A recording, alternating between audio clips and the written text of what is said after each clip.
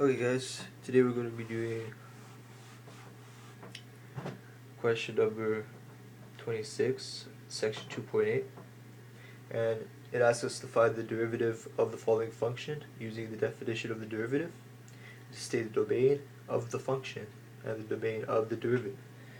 So the function given is g of t equals 1 over root t. So given this function, we need to find the derivative using the definition of the derivative. So definition of the derivative is the following.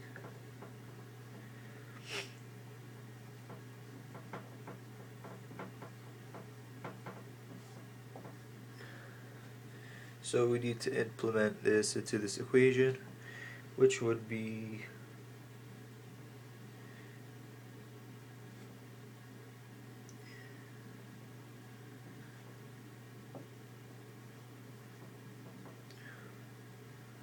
all over h. So first things first, we're gonna simplify this.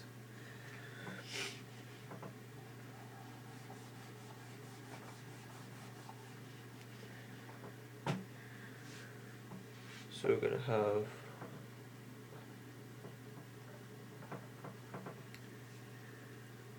gonna have this as root t, this minus root t plus h, the common denominator of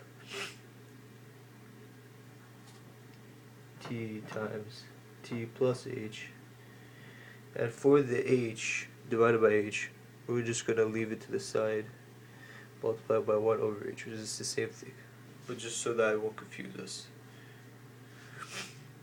So right here, as of now, if we do the limit to it, it's going to give us an undefined value. So what we must do is rationalize this guy right here. So do is lim h minus 0. So root t minus root t plus h over t times t plus h root times root t plus h over root t plus h. And we must do it to the denominator and the numerator because we must multiply by 1. We can't multiply by some random value. It has to be by 1. We have to do a cosmetic change to it. So we can't forget about the 1 over h either. So we have that. What we get is something that we can work with. So we get t. So root t times root t gives us t. Root t times this value gives us a value, but it cancels out when we multiply this value to this value. So now we multiply root t plus h, negative root t plus h to root t plus h, and we get negative t plus h over t times t plus h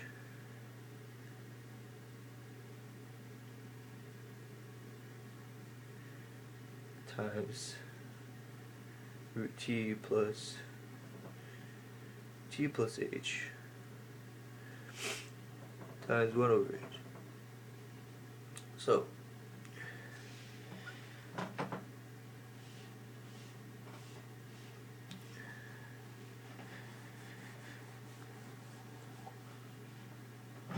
now expand brackets, so we get h 0 t minus h in the numerator. We get that whole jumble of a mess on the bottom.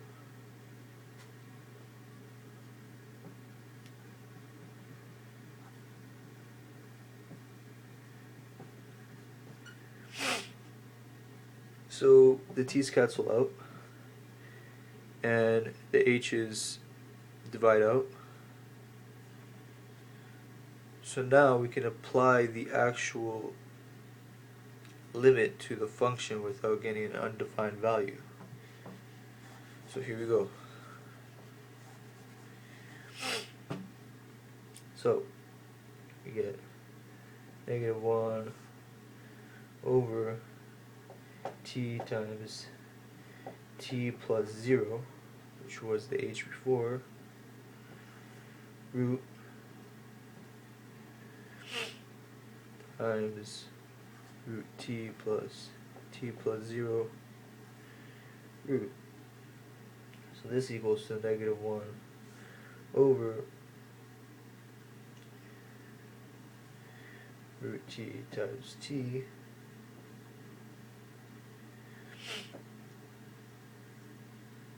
times root t plus root t.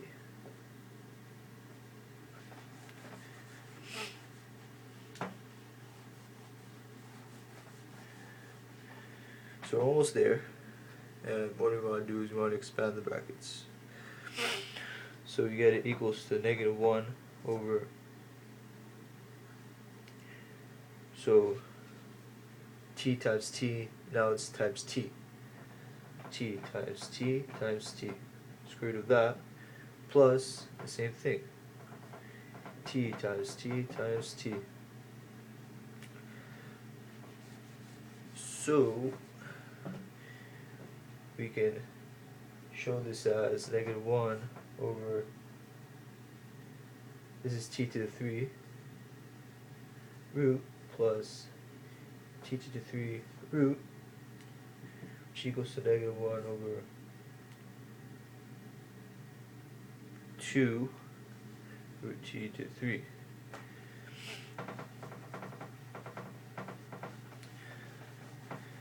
And we can finally show this as -1 over 2 t to the 3 over 2.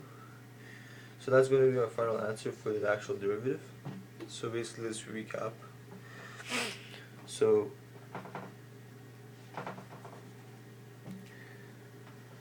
the function given to us was gt equals 1 over root t, and using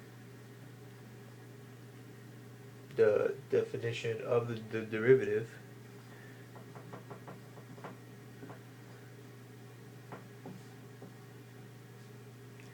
we got g prime over g prime of t equals to -1 over 2t to the 3 over 2. So second part of the question is, it asks for the domain of the function and the domain of the derivative. So we're gonna figure out the domain of the derivative right now. So to do so, we just need to find some information about the following function. So first thing to look for is the vertical asymptote, because that's going to be affecting the domain. So the horizontal asymptote would not be, the vertical asymptote would be. So get the bottom, we get t equal to 0, we root each side, we get t equals to 0. So the vertical asymptote is such that t equals to 0. So basically in the graph it will be like this. So the vertical asymptote would be t equals to 0 right here, the graph right here. So that's one thing that we can use to find the domain. But another thing is that root t cannot be any negative value. It just cannot. If you put a negative value in there, it just can't. It gives you an imaginary root. So it must be a positive number. So it could be anything greater than 0, because it can't be 0, it can't be a negative value, can only be a positive value. So thus the domain is such that t is such that t is greater than 0. It can't be equal because of the vertical asymptote at t equals to 0, such that t is real numbers.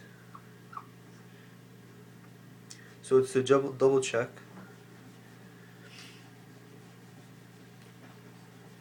I used one of those graphing calculators, and what it spit out was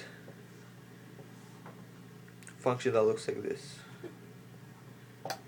for gt 1 over root t. So basically it's the same thing. T is only greater than 0, so vertical asymptote is right here, and it cannot be a negative value. It can only be positive value going on. So now we got the domain of the function. Now we need to find the domain of the actual derivative of the function. So g prime of t, the negative 1 over 2 t to the 3 over 2. So same idea. We need to find out the vertical asymptote, because that would be affecting the x value. So we have 2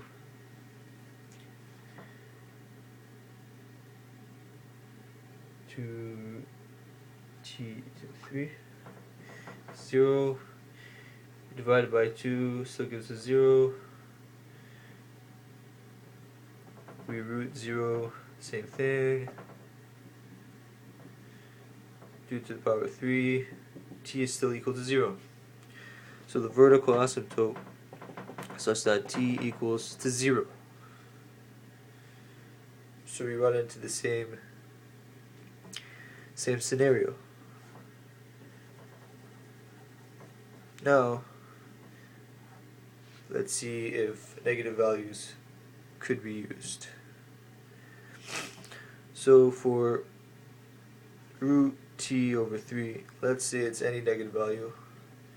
So let's say it's negative t. So anything to the power of 3, it maintains its negative or positive. So if I have negative t times negative t, I got positive t, but once I multiply by negative t, it's still negative t. And once I square root a negative t, negative value, you cannot do that. So all negative values are out of the picture. So it must be a positive value, just like the last case.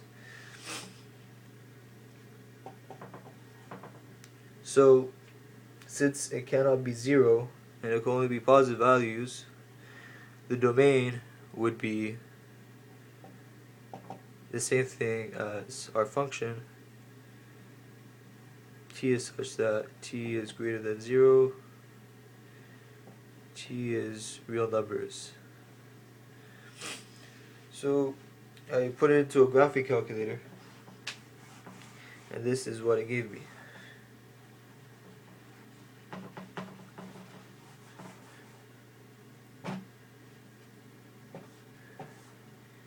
Gave me something that looks like this. So same thing.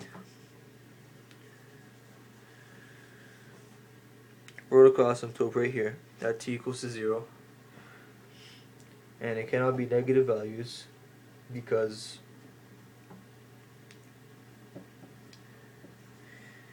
if you get a negative value here, it'll stay negative regardless of it being cubed, and a negative value being rooted just can't happen. So since it can't be 0 and it has to be a positive value going onward, t must be greater than 0. So let's just recap the answers, and I hope this video helped in answering this question. So we have g of t is the 1 over root t. The domain of this function is t is such that t is greater than 0, t is real numbers, and g prime of t equals to negative 1 over 2 t to the 3 over 2 domain t such that t is greater than 0, t is real numbers. So that's it for the video, and I hope it helped. And yeah, keep doing math, it's good for you.